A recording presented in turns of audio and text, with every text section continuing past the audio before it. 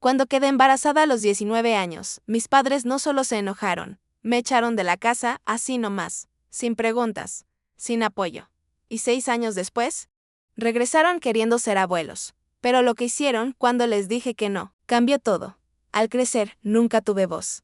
Mis padres controlaban cada parte de mi vida, lo que vestía, con quién hablaba, incluso los libros que leía. Mi papá era el estricto.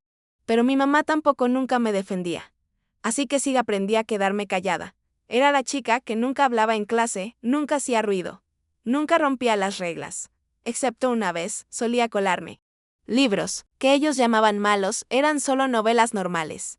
Cosas que otros adolescentes leían libremente, esa fue la única vez que fui en contra de ellos, hasta que cumplí 19. Conocí a Nathan cuando tenía 18. Primer semestre de la universidad. Él estaba en segundo año, estudiando negocios. Nos conocimos en un evento en el campus y empezamos a salir. Mis padres lo odiaban, pero mientras mantuviera buenas calificaciones, lo dejaban pasar. La verdad es que él fue la primera persona que realmente me escuchó. A los 6 meses de relación. Me faltó el periodo. Usábamos protección la mayoría del tiempo, pero no siempre.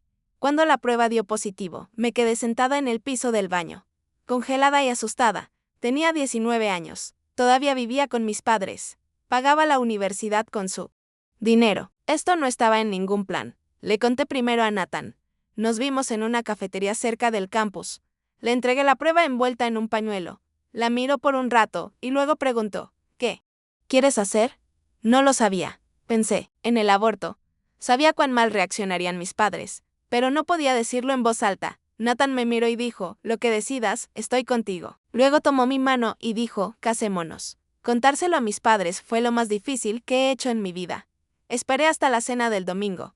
Mi hermano Eric también estaba ahí. Pensé que tener más gente presente calmaría las cosas. Me equivoqué. En cuanto dije las palabras, mi mamá dejó caer su tenedor con un ruido fuerte. La cara de mi papá se puso roja. Como nunca antes la había visto. Golpeó la mesa con el puño y gritó que estaba arruinando mi vida. Mi mamá solo se quedó ahí en silencio. Les dije que no podía terminar el embarazo. No era algo con lo que pudiera vivir. Mi papá me dio un ultimátum, cambia de opinión antes de la mañana o haz tus maletas y vete. Esa noche. Llamé a Nathan llorando. Respondió de inmediato. Dijo que él y sus padres vendrían por mí en la mañana. Empaqué todo lo que pude en 2 maletas y una mochila. A la mañana siguiente, bajé las escaleras. Mamá, papá y Eric estaban sentados en la mesa del desayuno. Ni una palabra, ni una mirada. Nathan y su familia me recibieron con los brazos abiertos. Su mamá, Diane, decoró un cuarto para el bebé. Arregló una mecedora vieja que encontró en una venta de garaje. Me trató como a una hija, pero cada vez que me ayudaba, no podía dejar de pensar, ¿por qué no estaba aquí mi propia madre? Después, mis tías, las hermanas de mi mamá, me llamaron. Estaban molestas con lo que hicieron mis padres. Trataron de hablar con ellos, pero no lograron nada. Aún así, me mandaban ropita de bebé y me llamaban cuando podían para ver cómo estaba. Y cuando por fin sostuve a mi hija, por primera vez lloré. No solo de alegría, ni solo por el alivio después del parto. Lloré de tristeza. Porque las personas que debieron estar ahí eligieron no estarlo. Después de que nació Lily, Nathan y yo nos mudamos a un pequeño departamento de 2 habitaciones. No era lujoso, pero era nuestro. Por primera vez en mi vida. Sentí que tenía una familia de verdad. Nathan seguía trabajando y estudiando. Medio tiempo. Su mamá, Diane, nos ayudaba a cuidar a la bebé para que yo también pudiera volver a la universidad. Estábamos resolviendo las cosas, paso a paso. Y aunque el dinero era escaso y la vida algo caótica, éramos felices. No había hablado con mis padres desde el día que me echaron. Ni una sola vez en 6 años. Pero de alguna manera, se enteraron de que estaba embarazada otra vez. Creo que le mencioné algo a mi prima Emma en una llamada. Y de ahí el mensaje llegó a mi mamá. Así que el sábado pasado, mientras Nathan cortaba el césped y Lily jugaba afuera, mis padres aparecieron en la puerta de nuestra casa. Al principio, casi no los reconocí.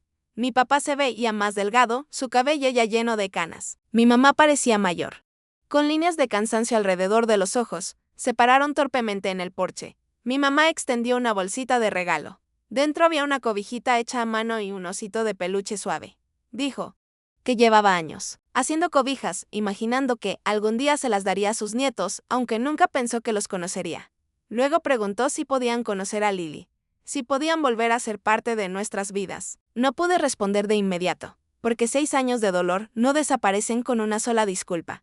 No estuvieron cuando más los necesitaba. Se perdieron el nacimiento de Lily, sus primeras palabras, sus primeros pasos, su primer día de kinder.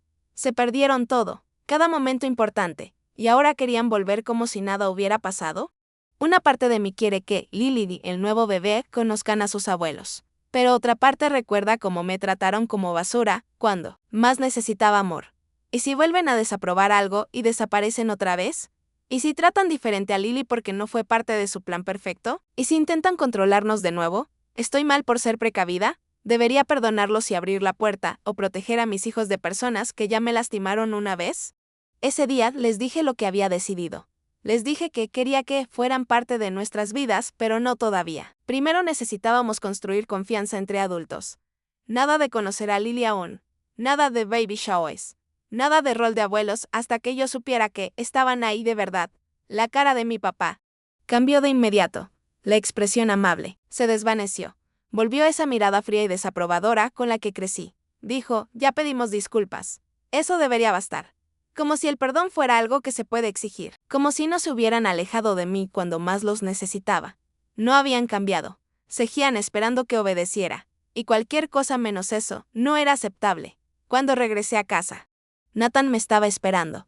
Lily estaba con sus abuelos, así que teníamos tiempo para hablar. Le conté todo. Él solo me abrazó. No dijo, te lo dije. Solo me escuchó, me apoyó. Pensé que ahí terminaría todo. Pero 3 días después, mi hermano Eric apareció en nuestra puerta. Eric y yo no habíamos hablado en años. Pero ahí parado, tuvo el descaro de decir que yo era la que había abandonado a la familia. Que quedar embarazada fue mi culpa. Que elegir a Nathan por encima de ellos significaba que yo los dejé. No al revés. Le dije que Nathan tenía nombre, que era mi esposo, y el padre de Lily. Eric puso los ojos en blanco y dijo que Nathan me había engañado, que mis padres solo trataban de salvarme de arruinar mi vida. Fue entonces cuando me di cuenta que Eric no solo repetía las opiniones de mis padres, él ayudó a formarlas. Siempre odió a Nathan, incluso antes del embarazo. Las pocas veces que se conocieron, se aseguró de hacerlo sentir no bienvenido. Ahora, después de todos estos años, nada había cambiado. Les dije a ambos que Eric no era bienvenido aquí. Y si no podían respetar eso, entonces ellos tampoco eran bienvenidos. Mi mamá me mandó un mensaje de texto a los pocos minutos, defendiendo a Eric. Dijo que solo estaba emocional por temas familiares, que no lo hacía con mala intención. Una vez más, insistió en tener una reunión familiar con Lily presente. Dijo que la sanación no podía suceder sin que todos participaran. No respondí, porque finalmente entendí algo, ellos no estaban listos para cambiar, y yo ya terminé de dejar que controlen como sano. De ahora en adelante yo decido que es lo mejor para mi familia. Mis padres y Eric no han cambiado, ni un poco. Siguen actuando como si yo les debiera algo. Como si el perdón fuera automático. Como si la confianza se pudiera exigir en vez de ganarse. Así que estoy manteniendo mi distancia mientras proceso todo. Los padres de Nathan siguen siendo el pilar en el que nos apoyamos. Cada vez que nos apoyan, me recuerdan cómo se ve una familia de verdad. Volveré a contar más si pasa algo importante. Esperaba que mi último mensaje fuera el fin de todo este lío, pero no. Al parecer, mis padres habían estado contactando a otros familiares, presionándolos para que se involucraran y nos ayudaran a entrar en razón, de alguna manera. Hasta consiguieron boletos para la obra escolar de Lily el fin de semana pasado. Nathan y yo llegamos temprano ese día para hablar con su maestra y la directora. Explicamos la situación con claridad. Esas personas no podían acercarse a Lily. La escuela fue comprensiva. Incluso asignaron a un miembro del personal para vigilar la entrada. Cuando llegaron mis padres, fueron detenidos con cortesía. Tenían boletos, pero eso no importó.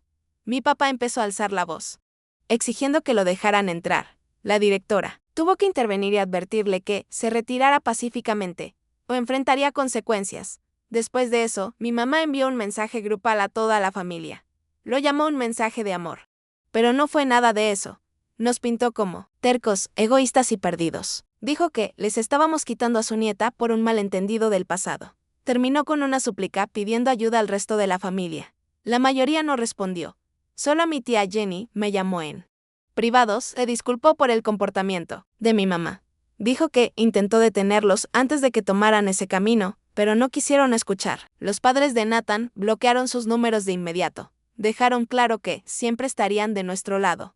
2 días después, recibimos algo más. Una carta, de un abogado que contrataron mis padres. Decían que respetaban nuestras decisiones, pero insinuaban que estaban investigando sus derechos legales como abuelos. Ya consultamos con nuestro abogado.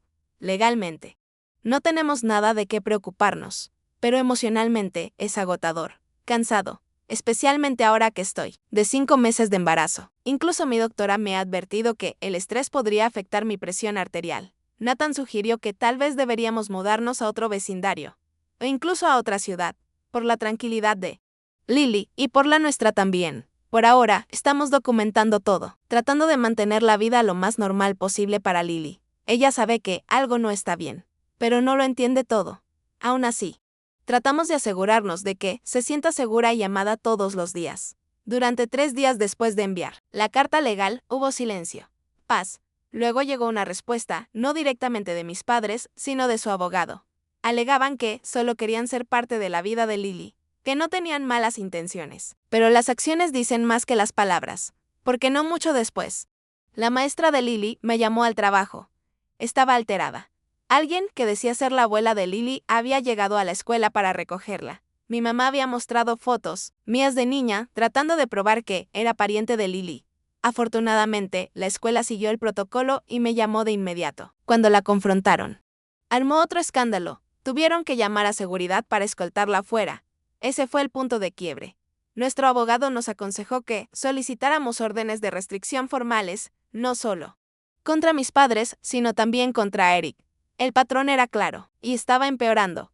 Lo hicimos. Se emitieron órdenes temporales rápidamente, a la espera de una audiencia en la corte, casi al mismo tiempo. La empresa de Nathan le ofreció un traslado a una oficina a 2 horas de distancia. Antes no habíamos considerado mudarnos tan lejos. Pero con todo lo que había pasado, de repente se sintió como la mejor opción. Las órdenes de restricción ayudarían. Por ahora. Pero quedarnos en el mismo pueblo pequeño significaba toparnos con ellos. Y los dos sabíamos, algunos adultos no respetan los límites a menos que los obliguen. Necesitábamos espacio. Para sanar. Para proteger a nuestros hijos. Para construir la vida tranquila que merecemos. 2 semanas después de mudarnos, regresamos. Para la audiencia. Lily se quedó con los padres de Nathan. El juez revisó todo, los incidentes documentados, el reporte policial de la pelea, el intento de recoger a Lily en la escuela, y finalmente se concedieron órdenes de restricción permanentes, contra mis padres, contra Eric. Legalmente tienen prohibido contactarnos, acercarse a nuestro hogar, acercarse a la escuela de Lily, incluso hablar de nosotros con otras personas. La gente ha empezado a visitar nuestro nuevo hogar, amigos, familia, incluso vecinos, trayendo regalos de bienvenida, buenas vibras, amor. A veces pienso, ¿y si mis padres realmente hubieran cambiado? ¿Y si hubieran respetado mis decisiones y poco a poco hubieran reconstruido la confianza? Tal vez Lily habría conocido a sus otros abuelos, tal vez podríamos haber tenido una relación, pero eligieron el orgullo sobre el amor, el control sobre la conexión. Y ahora, nosotros estamos eligiendo la paz. Sus acciones dejaron algo claro. No les importaba sanar nuestra relación. Lo que realmente querían era control. Controlar la historia. Controlar cómo me veían los demás. Seguir teniendo el poder sin importar el costo. En cuanto a lo ¿qué pasará después con mis padres? Y Eric, no lo sé. Tal vez dentro de años haya un cambio real. Una comprensión verdadera. Pero hoy estamos eligiendo la paz. Y eso significa alejarnos. Después de todo lo que pasó con mi familia. Pensé que la vida finalmente se calmaría. No fue así. En cambio, el amor llegó a mi vida. Inesperado, brillante, lleno de esperanza. Su nombre era Rose. Nos conocimos por amigos en común en una pequeña reunión. Tenía una sonrisa, de esas que iluminan una habitación. Sus ojos brillaban cuando se reía y, sinceramente, no podía dejar de mirarla. Hablamos toda la noche. Resulta que ella había tenido un crush conmigo desde hace tiempo. Me sorprendió, pero también me halagó. Ese día intercambiamos números. Y desde entonces, no dejamos de escribirnos. Nuestras conversaciones fluían, libros, música, metas, en la vida. Todo se sentía fácil, natural. Una semana después, la invité a salir. Nuestra primera cita fue en una cafetería acogedora en el centro. Nerviosa pero emocionada. Llegué temprano. Rose llegó con un vestido azul suave y una sonrisa que me hizo olvidar respirar. Recordó que me gustaban los lates de vainilla y pidió el mío antes de que pudiera pedirlo. Pequeños gestos así me hacían sentir vista, cuidada. Me estaba enamorando rápido. Con el paso de los meses, me enamoré más. Rose era divertida, espontánea, llena de vida. Ella trajo color a lugares que no sabía que eran grises. Planeaba sorpresas. Escribía notas dulces. Me llevaba a lugares donde nunca había estado. Me hacía sentir como la persona más importante de su mundo. Así que, después de un año de noviazgo, lleno de risas, charlas nocturnas y momentos inolvidables, lo supe. Quería pasar el resto de mi vida con ella. Empecé a planear la propuesta perfecta, algo significativo, algo que recordara para siempre. Al principio, el matrimonio fue hermoso. Rose estaba llena de energía, de alegría, de amor. Pero poco a poco, las cosas cambiaron. Le encantaba ir de compras, salir a cenar y probar nuevos pasatiempos. Cada mes algo nuevo. Y caro. Al principio pensé que solo era emoción. Recién casados, no, pero las semanas se convirtieron en meses. Y los gastos no disminuían. Traté de no preocuparme, pero pronto. El dinero se volvió una fuente constante de estrés. Ella quería vivir por encima de lo que podíamos permitirnos. Yo quería que ahorráramos para una casa, para hijos, para el futuro. Discutíamos mucho.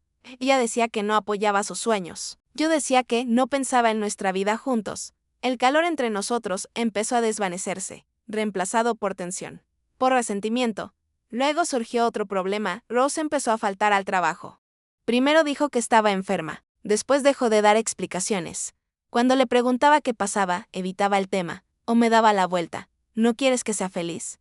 ¿Por qué siempre dices que no a todo? Aún peor. Empezó a mencionar tener hijos. Decía que yo le negaba ese sueño. Como si yo fuera el malo por querer estabilidad primero. Mientras tanto, sus gastos empeoraban. Clases de yoga, compras descontroladas, retiros grandes de nuestra cuenta conjunta, sin decirme nada. Un día noté que faltaba una gran cantidad. La confronté. Se enojó. Dijo que yo era controlador, que no confiaba en ella. Yo solo quería honestidad, pero en cambio, me sentía más solo que nunca. Luego llegó el peor día de mi vida. Mi amigo John me apartó en una fiesta. Se veía nervioso. Evitaba el contacto visual. No sé cómo decirte esto, dijo con cuidado. Pero creo que Rose te está engañando con su instructor de yoga. Sentí como si me hubieran dado un puñetazo en el estómago. No Rose. No la mujer que me persiguió. Me amó. Se casó conmigo. Pero John me mostró su teléfono. Fotos. Videos. Rose y el instructor riendo, tocándose, besándose. Cada imagen era un cuchillo en el corazón. Esa noche no pude dormir, no pude comer, no podía pensar con claridad. ¿Cómo pudo hacerme esto? Repetía cada recuerdo, cada promesa, cada te amo. ¿Fueron todas mentiras? Estaba enojado, herido, confundido, pero, sobre todo, destrozado, después de días de silencio. Finalmente me senté con ella, le mostré las pruebas, lloró, lo admitió, pero luego me culpó. Nunca me pones atención, dijo.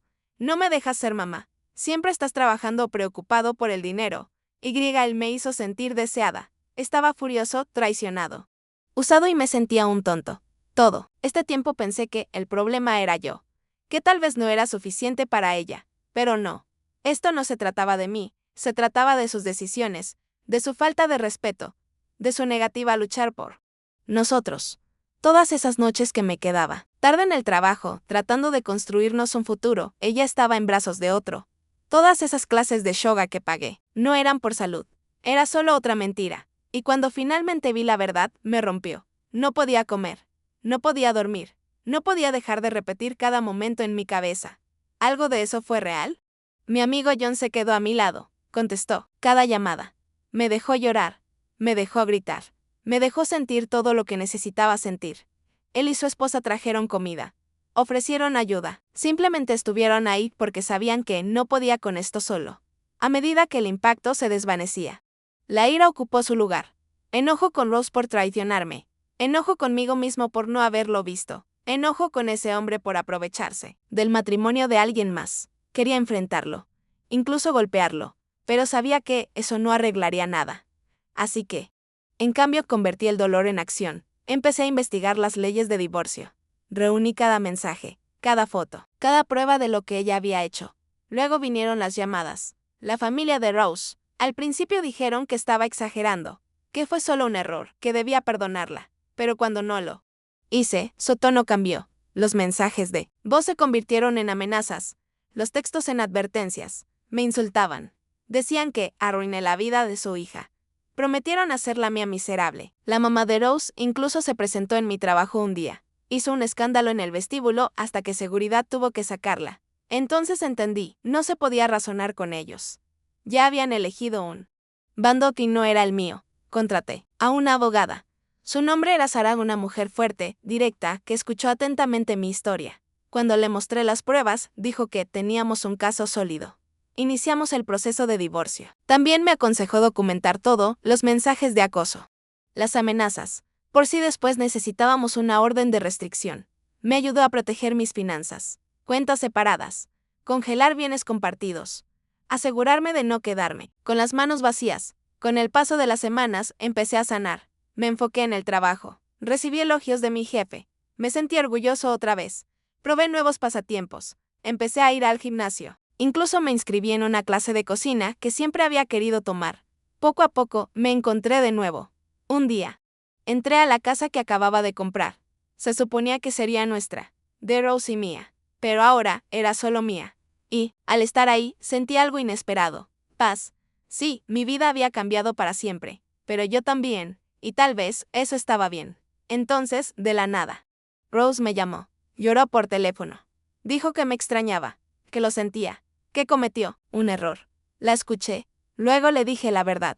Me heriste de todas las formas posibles. Y no voy a volver. Le deseé lo mejor. Bloqueé su número. Cerré ese capítulo para siempre.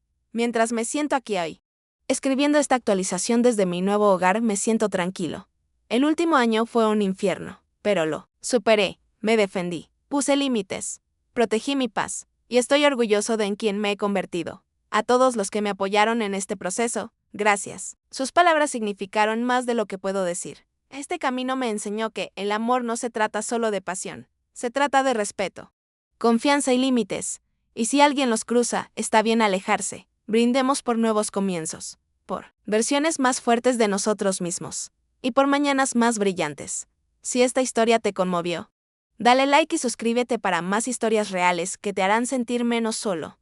Deja tus pensamientos en los comentarios de alguna vez tuviste que alejarte de alguien a quien amabas.